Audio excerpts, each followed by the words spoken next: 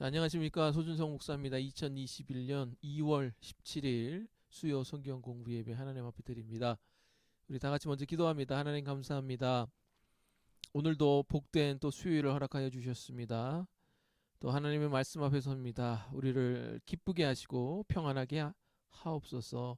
말씀으로 깨어나게 하시고, 특별히 오늘 사사기 마지막 시간입니다. 사사기를 정리하면서 복음이 얼마나 위대한지를 다시 한번 깨닫게 하옵소서. 예수님의 이름으로 기도합니다. 아멘. 자, 우리 찬송가 부르겠습니다. 우리 찬송가 308장입니다. 내 구주 예수를 독소로 엎드려 비는말 들으소서.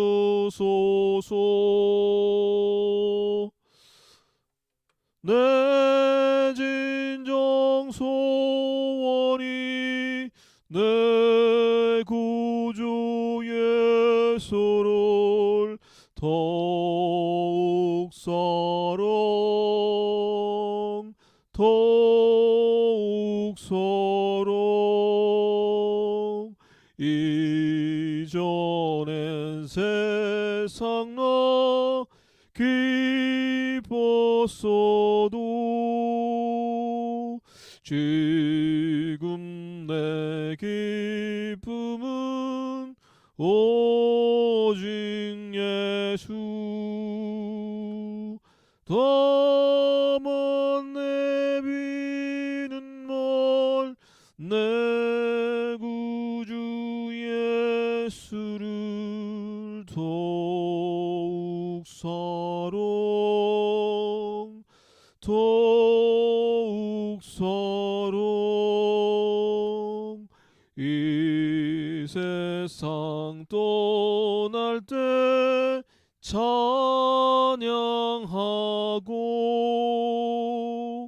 숨질 때 하는 말 이것일세. 다만 내비는 말 내 구주 예수를 더욱 사랑 더욱 사랑.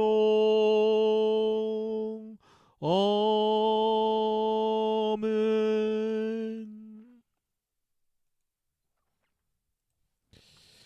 자, 우리 중보기도하는 시간 갖도록 하겠습니다. 짧게 하겠습니다. 하나님 감사합니다. 이 나라를 불쌍히 여겨주시고 이 코로나로 많이 힘들어하고 있는 우리 백성들에게 위로하여 주시고 새 힘을 허락하여 주옵소서. 여러 방면으로 많이 어렵습니다. 사회도 교회도 또 가정도. 하나님, 그러나 이번 연도 정말 주님 얘기하시는 메시지에 귀 기울이게 하시고 우리에게 정말 참 평안과 기쁨을 줄 수 있는 유일한 대상이 누구인지를 다시 한번 깨닫게 될 수 있는 이 나라와 백성과 민족과 교회 되게 하여 주옵소서. 올 한해 예덴교회 많이 구제하고 선교하게 하시고 하나님 더 하나 되게 하시고 더 죄고백하게 하시고 더 복음에 돌아오게 하여 주시고 또 주님 사랑할 수 있도록 올 한해도 또 최고의 한 해 될 수 있도록 은혜 베풀어 주시옵소서. 우리가 계획하는 것보다 더욱더 높으신 하나님, 그 계획을 우리가 감히 상상할 수 없고 추정할 수 없사오니, 그러나 하나님은 항상 선하시오니 우리 모든 교인들의 삶에 우리 교회의 앞길에 항상 선한 길로 우리를 합력하여 선으로 이끌어 주옵소서. 감사드리며 예수님의 이름으로 기도드립니다. 아멘. 자, 우리 교회 광고 있습니다. 정보의 사적거리 두기가 엊그제 15일부로 2.5단계에서 2단계로 하향 조정됐습니다. 예배는 20% 상향 조정됐는데요. 부천시청 공문에 의하면 100명 미만 사이즈의 교회 예배당은 최대 20명까지 예배를 드릴 수 있다고 공문이 왔습니다. 그래서 18명이 아니라 20명까지 예배를 드릴 수가 있습니다. 저희가 매 예배 때마다 20명이 초과되는 경우는 거의 없기 때문에 가급적 우리 교인분들께서, 교사를 제외한 교인분들께서는 우리 2부 예배에 2부 예배에 또 가가지고 참석해 주시면 감사하겠습니다. 대표기도 3월 7일부터 재개됩니다. 자, 공동회의는 주일 2부 예배 2월 28일 2월 마지막 주 주일 2부 예배 이후에 공동회의로 모입니다. 2월 21일 예산위원회로 모인 다음에 이 예산을 가지고 모든 교인들 28일 날 모여서 올 한해 예산 함께 또 논의하고 통과시키는 시간입니다. 기억하시고 우리 공동회의에 또 나와 주시기를 바랍니다. 찬양팀이 다음 주일부터 2부 예배 시 운영이 됩니다. 찬양하는 우리 송주연 청년, 한빈 지혜자매, 한빈 청년 이제 지혜자매 처음에 이제 세 명이 시작하는데 연약하지만 또 뭐 합심해서 또 자원하는 마음으로 할 때 성령이 임해서 또 모든 교인들의 또 하나님의 마음 시원케 할 수 있는 찬양할 수 있도록 우리 교우 여러분들께서 기도해 주시기를 바랍니다. 자, 오늘 말씀 읽겠습니다. 오늘 말씀은 사사기 21장 5절하고요.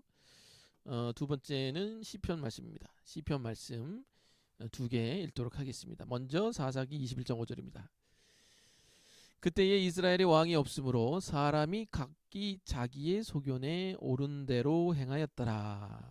자, 두 번째 말씀 읽겠습니다. 시편 96편입니다. 하늘은 기뻐하고 땅은 즐거워하며 바다와 거기에 충만한 것이 외치고 밭과 그 가운데 있는 모든 것은 즐거워할지로다. 그때 숲의 모든 나무들이 여호와 앞에서 즐거이 노래하리니 그가 임하시되 땅을 심판하러 임하실 것임이라. 그가 의로 세계를 심판하시며 그의 진실하심으로 백성을 심판하시리로다. 아멘.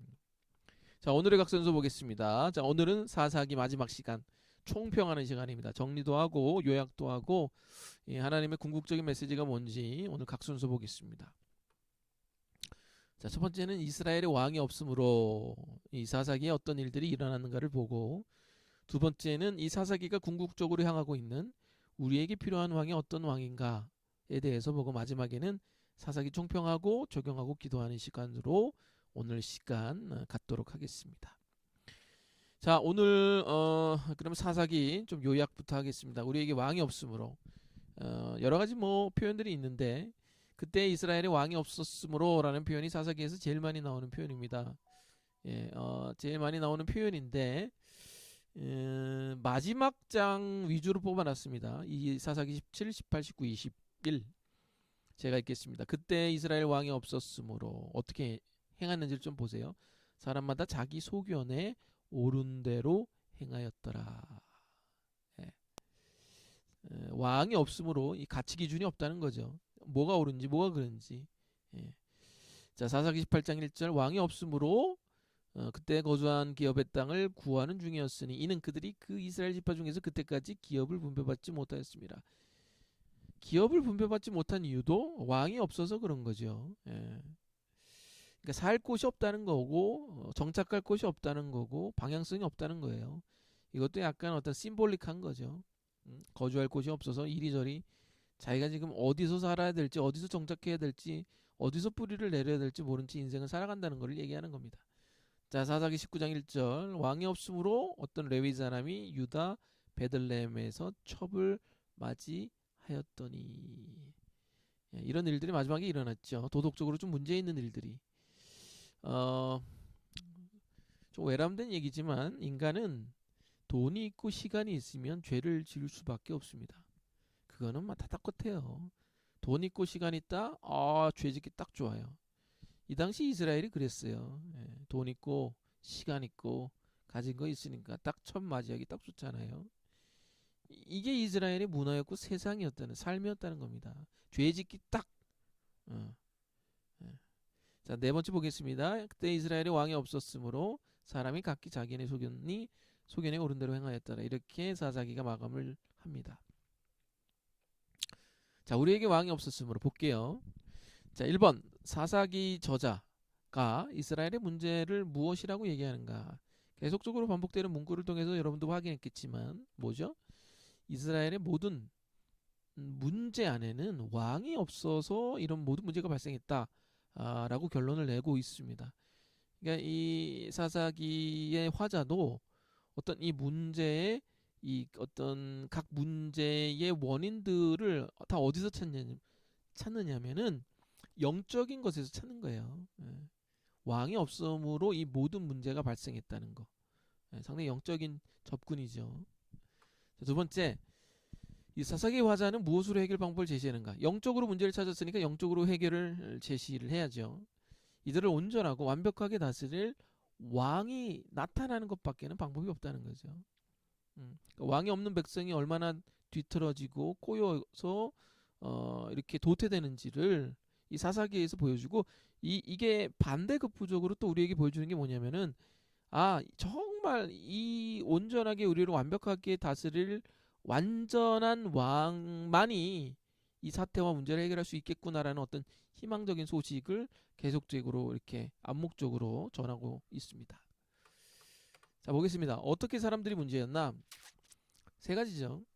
첫 번째는 자신에게 해결 방법이 없다는 것을 인정하지 않습니다. 이게 이제 자기 안에 왕이 있다는 거죠. 이스라엘에 왕이 없는 게 아니라 왕은 있는데 그 왕이 그 마음속에 들어올 자리가 없는 거죠. 그러니까 자기에게 해결 방법이 없다는 것을 인정하지 않으니까 자기가 왕을 찾지 않고 그래서 자기가 이것도 이제 그러니까 하나님이 허락하신 왕을 찾지 않는 거죠. 그러나 문제가 생겨가지고 하나님이 때때로 사사를 보내주잖아요. 그게 사사였고 인간의 어떤 연약한 인간의 왕이었는데 요 왕도 반쯤은 의지하고 반쯤은 또 의지를 안 해요. 그러니까 어떤 문제를 한번 해결해 줬단 말이에요. 요 인간 왕이 사사가. 그러니까 요걸 또 도구로 이용해 버려요. 삼손 같은 사람들은 이스라엘 백성이 얼마나 이용해 먹습니까? 그러니까 이게 반반이 섞인 거예요. 자신에게 해결 방법이 없다는 것을 인정하지 않으니까 내 마음속에는 왕이 있어. 어? 근데 하나님이 보내주신 왕이 있기는 사사라고. 근데 요 사사를 이용해 먹어요. 반은 이용해 먹고 자리는 안 내주는. 요런 어떤 이스라엘 사람들의 마음의 구조가 이렇게 되었다는 거죠. 자, 네 번째 보겠습니다. 하나님은 어떤 해결 방법을 주셨는가?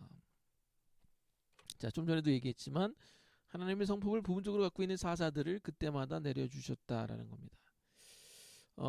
여기서 우리가 봐야 될 것은 뭐냐면은 사사가 좀 이렇게 연약하잖아요. 문제도 많고 성품적으로 좀 여러 가지 정말 문제들이 발생하지만 그런 여러 가지 문제가 있음에도 불구하고 이 연약한 사사를 통해 하나님이 이스라엘을 구원해 나가셨다는 겁니다. 상당히 고무적인 거예요. 예. 예. 하나님은 어떤 해결 방법을 주셨는가? 연약한 인간의 성품을 통해서 하나님이 임명하신 그 사람들을 통해서 그리스도의 성품, 하나님의 성품을 부분적으로만 제시하지만 그럼에도 불구하고 그것이 어느 정도는 해결이 되었다는 거. 예. 요거가 우리에게 또 주는 메시지가 있죠. 하여튼 전반적으로 좀 보겠습니다. 자, 종합하면 이스라엘의 삶의 문화는 첫 번째 기본적으로는 뭐냐? 마지막까지도 하나님 말씀을 무시한 거죠. 자기 안에 왕이 있어서. 두 번째, 내 안에 왕이 있고 그래서 말씀을 무시하니까 어떤 삶의 형태가 나오느냐? 결과가 제대로 나오지 않을 때만 하나님을 찾게 됩니다. 하나님을 찾으면서도 하나님을 원망하면서도 하나님을 기대하지 않습니다. 요 세 가지가 다 들어가 있는 거예요. 찾지도 않고 믿지도 않고 의존도 안 하는. 자, 그런데 결정은 어떻게 하느냐? 자기가 왕이니까 인간의 이성, 성급한 복수심 이런 것으로만 모든 것을 결정하게 됩니다. 이게 왕이 없는 사람들의 특징이죠. 내가 봤을 때 이게 합리적이야, 이게 이성적이야. 자기가 봤을 때죠. 그리고 네 번째는 문제가 생겼을 때 하나님에게 자신들의 잘못을 전가합니다. 하나님 때문에 그런 거예요. 그러니까 지금 이 일곱 가지 어떤 그 이스라엘의 삶의 문화가 이스라엘에게 왕이 없는 그런 이스라엘 민족의 삶의 행태였다는 겁니다. 그리고 그리스도가 우리 마음에 없을 때, 복음이 우리 마음에 없을 때 발생하는 교인들의 우리의 삶의 문화와도 똑같다는 것을 인식하셔야 됩니다. 우리 삶의 모습들이잖아요. 다섯 번째, 그래서 자신이 왜 안 되는지에 대한 성찰이 없죠. 이게 자기에게 답이 없다는 거를 인정하지 않으니까 성찰이 없는 거죠. 자, 여섯 번째, 그래서 하나님의 사람들을 별로 돌보시지 않는다고 성급하게 결론을 냅니다. 근데 하나님은요, 제가 만난 하나님은 여러분이 생각하는 것보다 훨씬 더 섬세하신 분입니다. 훨씬 더 섬세하시고 계획적이시고 정말 이렇게 소름이 끼치실 정도로 치밀하신 분입니다. 여러분 저희가 열왕기상 강의할 때도 보셨겠지만 솔로몬이 태어날 때에 솔로몬이 나중에 배반할 것을 알고 솔로몬의 원수를 같이 이렇게 키우는 장면이 있습니다. 여러분 혹시 기억나시나 모르겠네요. 그러니까 솔로몬이 태어날 때 이미 솔로몬의 원수를 같이 키우시는 거예요. 변방 나라에서. 이런 분이 하나님이라는 거예요. 이게 무섭지 않습니까? 그러니까 여러분 하나님 얼마나 치밀하시고, 그러니까 하나님에게는 수가 많은 거예요. 경우의 수가 많은 거예요. 왜냐면 모든 체스판의 체스를 다 움직일 수가 있거든요. 도울 수 있고 훈련시킬 수 있고 섬세하게 간섭하신다는 겁니다. 그래서 나타난 이스라엘 민족의 행적이 뭐냐? 억압하고 남들을 강간하고 살인하고 학살하고 남치하고. 근데 이게 본인들은 하나님을 믿는다고 우월했던 종교적인 이스라엘 민족의 행태였다는 겁니다. 이방인들도 안 하는 짓거리를 했다는 거예요. 사사기 보면 이방인들도 안 하는 짓거리들을 하고 있어요. 살인, 강간, 학살, 납치. 그게 이스라엘 민족이에요. 죄송한 얘기지만 교회 참 목사로서 그 제가 신대원에 들어갔을 때 제일 이제 저기 마음이 어려웠던 여러 가지 학문들 중에 첫 번째가 뭐냐면은 이제 자유주의 신학인데, 이 자유주의 신학을 뭐 신학교에서 따로 배우진 않는데 그래도 맛보기는 보여줘요. 이게 참 힘들더라고요. 이걸 이제 역사학적으로 막 이렇게 이건 뭐 거짓이다라는 어떤 증명인데, 그건 이제 어떤 신학의 한 계류긴 하지만 두 번째로 힘들었던 건 뭐냐면은 세계교회사와 한국교회사였습니다. 좀 목사가 이런 말 하면 안 되겠지만 세계교회사하고 한국교회사를 읽을 때 제가 거의 반실족을 했습니다. 왜 실족을 했냐? 내가 생각했던 것보다 더 막장 드라마였습니다. 이 한국교회 역사가, 이 세계교회 역사가 제가 생각했던 것보다 더 막장이었어요.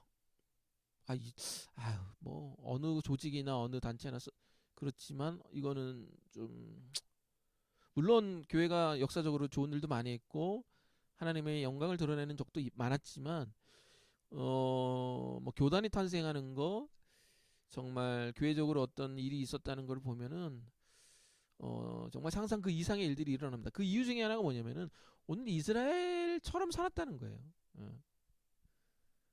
이스라엘 왕이 없는 거죠. 얼마든지 교회나 종교 생활을 하면서 왕 없이 살면, 제가 지난주에도 말씀드렸지만 얼마나 무섭고 파벌적이고 독재적이고 극우적이고 이런 성향들이 나타날 수 있다라는 것들 기억하시기 바랍니다. 이게 이스라엘의 삶의 문화였고 교회의 역사였다는 거. 교회 적이 교회라는 말이 있잖아요. 그 말이 그 말입니다. 자, 보겠습니다. 우리에게 왕이 없으므로. 자, 교회 안에서의 문화, 오직 합리적이고 이성적인 사고로만 접근하고 교회 약한 것을 남 탓으로 돌리고 하나님이 왜 우리에게 연합이나 부흥을 주시지 않느냐고 따지는 것. 이런 게 이제 교회 안에서 문화죠. 이 교회가 얼마나 종교적이 되면 될수록 얼마나 폐쇄적이 되는가를 이 이스라엘의 문화를 통해서 우리가 보게 된다는 겁니다. 제가 자꾸 이렇게 교회나 이스라엘 공동체를 네거티브적으로 보는 측면이 없지 않아 있어요. 목사님 너무 네거티브 아니냐, 부정적이지 않냐. 근데 솔직히 얘기해서 그게 팩트입니다. 제가 부정적인 것이라고 볼 수도 있는데 그런 어떤 측면이라기보다 저는 이렇게 사실적으로 바라보면 볼수록 이 교회의 역사나 이스라엘의 문화의 역사는 상당히 생각했던 것 이상으로 막장입니다. 사사기 여러분 보시지 않습니까? 여러분 마지막에 봤던 사건이 뭡니까? 응? 자기가 첩 죽여가지고 첩의 시신을 12조각에 가서 모든 지파에 보내는 거. 무슨 정말 공포 영화보다 더 끔찍한 그런 영화에서 나올 법한 얘기가 성경에 기록되지 않습니까? 그게 우리의 왕이 없음의 문화였다는 거. 이거를 왜 자꾸 제가 이렇게 몰아가느냐면은 사사기가 막장이라는 거를 왜 자꾸 얘기하는 거냐면, 이게 막장이라는 거를 진짜로 깨달아야, 그러니까 사사기의 목적이 뭔지 아세요? 야, 너희에게 희망이 있다라는 게 아니라 야, 너희는 답이 없어 인생이, 이거를 얘기하는 거예요. 궁극적으로. 그러니까 사사기의 궁극적인 타깃이 뭐냐면 너희는 막장이야, 너희는 답이 없어, 이스라엘의 왕이 없으면 자기 소견대로 행하는데 그 자기 소견이라는 게 강간, 살인, 억압 이런 거야. 너희 막장이야. 너희 답이 없는 인생이야. 이거를 완전 바닥을 치게 하는 게 뭐냐? 사사기의 목적이에요. 예. 여러분 복음이 언제 들어오느냐? 자기가 바닥을 칠 때 들어오는 거예요. 내가 안 되겠구나. 내 인생에 답이 없고 내 인생의 주인이 정말 내가 아니구나라는 것들에 대한 바닥을 칠 때 주님이 들어오는 거예요. 그때 은혜가 들어오는 거. 그게 사사기의 목적입니다. 바닥을 안 치죠. 바닥을 안 치니까 그냥 이성적으로 감성적으로 복수해 뭐 하다가 다 망하고 마지막에 그냥 삼손처럼 죽는 크리스찬들이 있죠. 저도 그렇게 될까봐 또 바울이 그러잖아요. 선줄로 생각하지 말라. 이게 우리의 삶의 겸손의 어떤 모드가 계속 되어야 됩니다. 자, 넘어갈게요. 그래서 이스라엘이 파벌적으로 계속 분열됩니다. 동시에 세속화되고. 제가 좀 뭐 이런 얘기 한 번만 할게요. 저기 정치 격언 중에 보수는 부패로 망하고 진보는 분열로 망한다라는 그 정치 격언이 있습니다. 이게 프랑스 대혁명 이후에 생겨난 말인데 그 왕당파라고 그러잖아요. 프랑스 보수 그 왕당파의 반대파로 일어난 그 진보 측에서 우리가 이제 혁신을 할 거야. 그래서 여러 가지 생겨난 어떤 그 부정부패에 맞서서 생겨난 어떤 주의들이 있습니다. 각양각색의 주의들이죠. 민족주의, 평등주의, 공산주의, 민주주의, 자유주의 이런 여러 가지 주의를 만들어내면서 자기네들이 더 우월하다고 막 싸웁니다. 근데 이런 주의들을 만들어낸 파벌이 자기네들이 우월하다고 만든 그 파벌들이 싸우다가 마지막에 등장한 인물이 누구냐? 나폴레옹이요. 더 막장이죠. 프랑스인 대다수가 싫어한 나폴레옹을 황제로 만들어버리게 됩니다. 그러니까 이게 뭐냐 그러면 세상은 어차피 세속화로 되어 가요. 세상은 세속주의로 나아가고요. 종교는 자꾸 이걸 어떤 삶의 어떤 그 파장들이 생기냐면 종교는 자꾸 파벌주의로 만듭니다. 이 왜 파벌주의로 만드냐면은 지금 뭐 우리 기독교도 그렇지만은 파가 너무 많잖아요. 장로교가 526개래매요 교단이. 그리고 지금 막 속속들이 터지는 거 막 이런 것들 막 못 잡는다. 이 기독교 안에서 못 잡는다는 거예요. 예. 그 이유 중에 하나가 뭐냐면 파벌적으로 자꾸 만들어내기 때문에 그래요. 그 파벌적으로 만들어낸 이유가 뭐예요? 내가 더 우월하다는 거예요. 이게 성경적이고 이게 더 우월하고 이게 정말 하나님의 뜻에 더 부합하다고 해서 또 종교적으로 파벌적으로 만들어낸다는 겁니다. 물론 비판을 할 수 있지만 이 종교가 얼마나 많은 파벌을 만들어냈는지 아세요? 왜 우리가 그런 거 있잖아요. 교회 다니고 세월이 지나고 20년 30년 교회 생활하면은 예수 안 믿고 사회생활하는 사람 되게 깔봅니다. 나보다 더 못한 사람들 같고 이런 어떤 기질들이 있어요. 이게 우월감이에요. 종교적인 우월감. 근데 제가 지난주에도 설교했지만 정말 복음을 믿는 사람은 20년 다니건 30년 다녀던 이 안에서의 어떤 그 그리스도가 주시는 어떤 겸손함이 있어요. 제가 지난주에도 설교했잖아요. 찌질한 사람 데리고 이런 관계 맺으라고 했을 때 예수님이 바랬던 건 뭐예요? 나도 찌질하다라는 어떤 나도 하나님의 원수였다라는 어떤 반응이었잖아요. 이게 복음이거든요. 응? 복음이라는 게 뭡니까? 나도 하나님의 원수였지만 나도 하나님의 사랑을 받고 있는 사람이다라는 고백이 있어야 되는데 이게 안 나오는 거예요. 이 위얼드한 이상한 느낌이 없는 거예요. 이 복음에. 그러면서 자신의 삶을 돌아보고 겸손해지고 하나님이 내 삶을 어떻게 성취할까에 어떤 집중하다 보면은 파벌적이게 나올 수가 없습니다. 겸손하게 되죠. 쟤처럼 나도 원수였거든요. 쟤처럼 나도 예수님께 대적했거든요. 그러니까 이런 것들이 참 이스라엘 역사상 또 교회 문화의 역사상 너무 많이 드러난다는 거죠.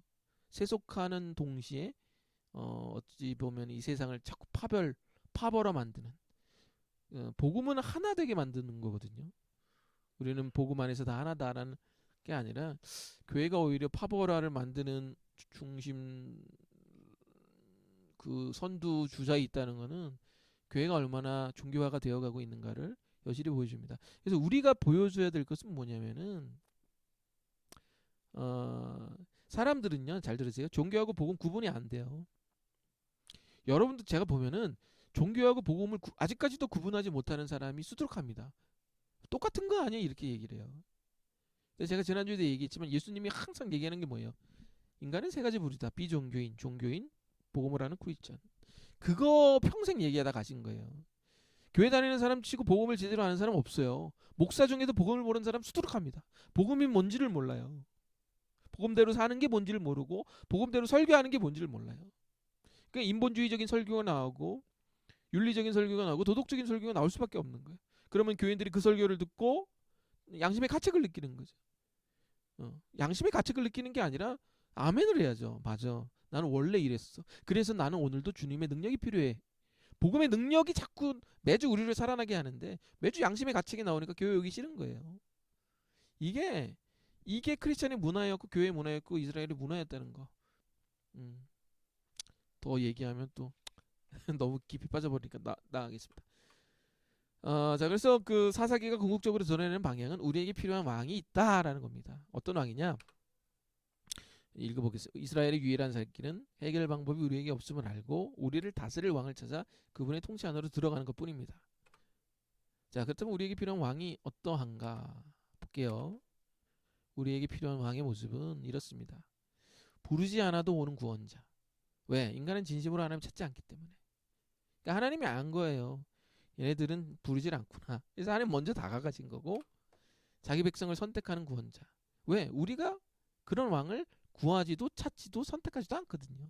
그러니까 하나님이 먼저 구하고 먼저 부르고 먼저 선택하신 거예요. 우리 혼자서 우리를 구원하는 구원자. 왕 혼자. 삼손이 마지막에 혼자 다 뒤집어 엎어서 블레셋 몇천 명 죽이잖아요. 예수님 혼자. 왜? 우리는 도움이 안 되거든요. 사회 구조만이 아니라 우리 심령에서 악을 제거할 수 있는 그런 구원자가 필요한 거죠. 이 내용들이 다 사사기에서 나온 겁니다. 정말 이런 완벽한 구원자가 필요하다라는 것들을 사사기의 어떤 이스라엘의 악랄한 행동들을 통해서 역설적으로 드러냈다는 거. 이거 기억하시기 바랍니다. 죽지 않은 구원자. 삼손은 죽었잖아요. 다 죽었어요. 다윗도 죽었어요. 그러나 구원자가 죽으면 결점이 있고 부족한 우리만 남기에 이런 모든 요소들을 완벽하게 만족시킬 구원자가 있어야 되겠다라는 그 소망 하나만 남기고 사사기는 끝이 납니다. 그게 사사기의 목적이에요. 우리가 얼마나 악랄한가, 우리가 얼마나 답이 없는 인생인가, 정말 이 모든 것을 다 해결하는 구원자는 있는가, 이것만이 답이다. 이 구원자밖에 답이 없다라는 것까지 나가야 되는데 그까지 나가기 위해서는 아까도 얘기했지만 어떻게? 바닥을 쳐야 된다. 자, 적용 및 기도하겠습니다. 당신은 세속적인가 종교적인가 아니면 이 모든 것에서 차이점을 드러내는가? 인간은 세 가지 중에 하나예요. 비종교인, 종교인, 복음. 비종교인도 종교적인 거예요. 왜? 하나님이나 뭐 여러 가지 종교적인 인물이 아닌 제가 얘기했잖아요. 돈도 예배할 수 있고 내 학력, 내 평판, 내 안전, 내 통제도 다 예배하는 겁니다. 다 종교적인 인간이에요. 대상이 다를 뿐이죠.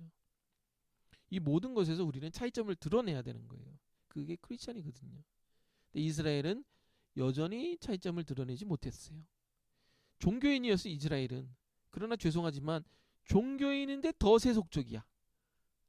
강간하고 살인하고 뭐 이런 거 나오잖아요. 종교인인데 세속적이고 종교인이면서 더 파벌적이야. 어찌 보면 세속적인 사람보다 더 문제가 많은 일이 일어나죠. 우리가 복음을 모르면 우리는 언제든지 세속적으로 살면서 세상을 파벌화시키며 살아가게 될 것이다. 지금 우리 사회 안에서 일어나고 있는 거 아닙니까? 그냥 이 사람들이 자기네 인생도 답이 없다는 걸 알아요. 비종교인들이. 자기도 세속적으로 살아가는 걸 알아. 근데 종교인들을 봐. 가고 싶어. 근데 가고 싶질 않아요. 왜? 쟤네도 세속적이거든. 쟤네는 더 세상을 파벌화시키거든요. 그러니까 돌아가고 싶은데 돌아갈 곳이 없는 거예요. 세상 사람들은 복음과 종교의 차이를 몰라요. 왜? 우리가 드러내질 않거든요. 우리가 우리 안에서 복음의 능력도 모르고 복음의 정의도 모르는 거예요. 그러니까 우리 안에서 복음이 뭔지는 몰라요. 그러니까 복음이 드러나진 않는 거예요. 이스라엘 민족 안에서도 드러내지 않았지만 그냥 가는 거예요. 그래서 예수님 오신 거예요. 예수님 누가 죽였을까요? 제가 장담컨대 예수님이 만약에 이 2000년대에 다시 이 땅에 오셔서 설교하신다면 바로 잘릴 겁니다. 정치색을 너무 많이 띈다. 너무 급진적이다. 너무 날 것이다. 대번에 잘릴 겁니다. 예수님의 설교는 뭐 아니면 도예요. 왕을 섬기거든 아니면 네가 왕이 되든. 자, 보겠습니다. 답이 없는 당신의 인생에 왕이 없다는 것을 진정으로 인정하는가? 이걸 인정할 때 그리스도를 왕으로 모실 수 있다는 거죠. 복음이 없다면 아까도 얘기했지만 종교적으로 살아가면서 중요한 거는 답 없는 인생의 엉뚱한 삶의 결정들로 인생이 꼬여요. 마지막엔 어떻게 되는가? 딱 나와요. 하나님 이용, 자기 계획대로 안 되면 원망, 그래서 비참하게 살아가기. 아니면 우월감을 느껴서 잘난 척하며 살든가. 근데 그런 인생도 결국에는 지잘난 맛에 죽는 거예요. 세 번째, 이것만 얘기해 봤습니다. 당신의 인생은 차별화되어 있는가? 이게 오늘 사사기가 우리에게 던지는 마지막 질문입니다. 우리를 차별화시킬 수 있는 분은, 우리를 온전하게 다스릴 수 있는 예수 그리스도 한 분, 복음 하나입니다. 복음을 제대로 이해하셔야 됩니다. 복음으로 살아내셔야 되고요. 복음으로 관계하셔야 되고 복음으로 신앙생활 하셔야 됩니다. 그래서 이 종교인들 간의 사이에서 차별성을 드러내셔야 됩니다. 그건 여러분이 드러내는 게 아니라 내 안에 그리스도가 드러내시게 하는 겁니다. 쟤는 다르다. 제가 이번 주도 설교했잖아요. 쟤 위얼드하다. 어? 내가 어떤 그런 게 나타나면 자기도 양아치도 자기도 그런 놈이었다고 얘기하고 자기 받은 은혜가 많아가지고 이게 위얼드한 거거든요. 이상하다. 이런 복음의 능력이 이 세상 앞에서 여러분을 차별할 수 있는 유일한 길이라는 거 기억하시고 오늘 수요일 은혜로 마감하시기를 바랍니다. 기도하고 마치겠습니다. 주님 감사합니다. 교회가 복음을 모르고 크리스천이 복음을 모릅니다. 그러니 더 세속주의고 더 파벌화 만들며 이 세상을 분열시키고 있는 건 아닌지 돌아보게 됩니다. 주여 이 교회가 세상을 아우를 수 있는 화해시킬 수 있는 그리스도의 복음의 능력의 전사들로 하나씩 샘솟게 하여 주옵소서. 하나님 복음의 능력을 아는 사람들이 적지만 능력 있게 이 세상을 살아가게 하여 주시고 저 사람은 다르고 저 교회는 다르고 저 무리는 다르구나라는 것들을 우리 안에 있는 복음의 능력이 그리스도가 나타나게 하여 주옵소서. 감사드리며 예수님의 이름으로 기도드립니다. 감사합니다. 여러분 수요일 마지막 시간도 은혜롭게 마감하시기 바랍니다. 감사합니다.